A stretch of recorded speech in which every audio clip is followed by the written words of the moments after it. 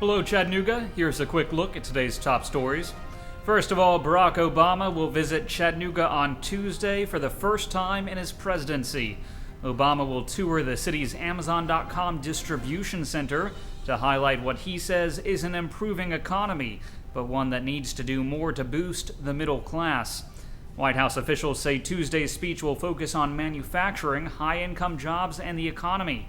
But GOP leaders say Tennessee's record shows that Republicans have far better ideas for economic growth. The state's Republican Party chairman says it makes sense that Obama would want to visit Tennessee to learn how to get things done. He said Republicans here have cut taxes, balanced the budget, and have the lowest debt of any state in the union. Erlanger's former interim CEO, Charlesetta Woodard-Thompson, is suing the hospital for $25 million. The lawsuit claims she was forced out in an elaborate political conspiracy that involved threats against her safety, hacking her computer, and racial remarks.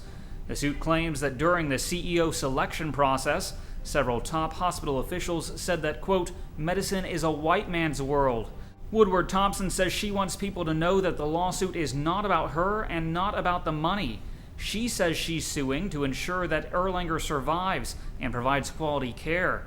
She claims a group of people at the hospital are more interested in their personal gain than in local health.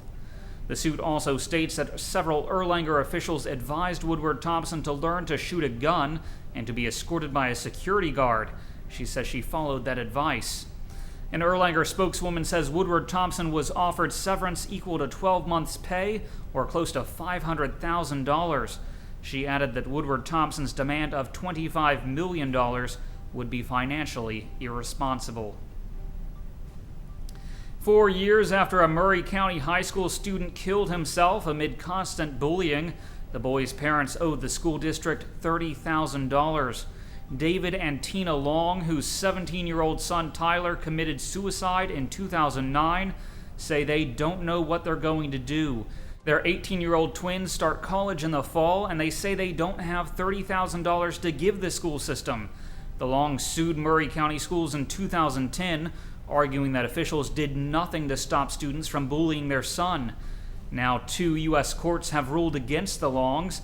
The majority of the $30,000 bill comes from making copies of thousands of records. The Longs say they already lost their son, and now all the costs are meant to warn other parents not to go after a school system. A Cleveland police officer is on leave and under investigation for what are believed to be allegations of sexual misconduct. 3 sources with law enforcement say the complaint was related to an incident that happened this week. They say Officer Ross Wooden answered a call to a public housing apartment, then came back later and had sexual contact with a woman connected to the investigation. If the allegations are true, it would be at least the 3rd time such complaints have been raised against Wooden since he joined the department. In 2005, a woman complained that Wooden had strip-searched her and forced her to have sex with him. She also complained he destroyed 2 crack pipes he took from her instead of turning them in as evidence. An internal investigation found insufficient evidence of coerced sex, but Wooden was suspended for 3 days for mishandling evidence. And in 2006, the Tennessee Bureau of Investigation arrested Wooden on 2 counts of official misconduct related to complaints by 2 women that Wooden had sex with them. The Cleveland Police Department says Wooden is now on administrative leave. If workers at Chattanooga's Volkswagen plant vote for a union, they'll have to pay for the privilege. A report in today's Times Free Press shows just how much they'll be paying and where that money would go. Hourly workers would earmark 2 hours of pay each month in union dues, so a production worker paid $19 an hour would contribute $456 a year. If you multiply that by the number of workers and possible bonuses, it amounts to more than $800,000 every year. The United Auto Workers says 38% of those dues would stay with the local group, another 32% goes to the International Union's general fund, and the remaining 30% goes into a strike fund.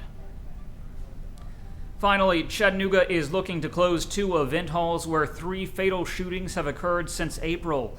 The city attorney's office is reviewing whether there's enough evidence to ask a judge to close the doors at a Motion Event Hall and a second unnamed venue on Main Street. The two places have shared more than 100 police calls since 2010 for everything from loud music to fights and shootings. Certain illegal acts can lead to a place being labeled a nuisance and shut down through an injunction. A decision is expected within the next week. Turning to weather, today will be sunny with a high near 89 degrees. The low tonight will be around 65. I'm Harrison Keeley. For more on these stories and updates throughout the day, follow us on Facebook and visit timesfreepress.com.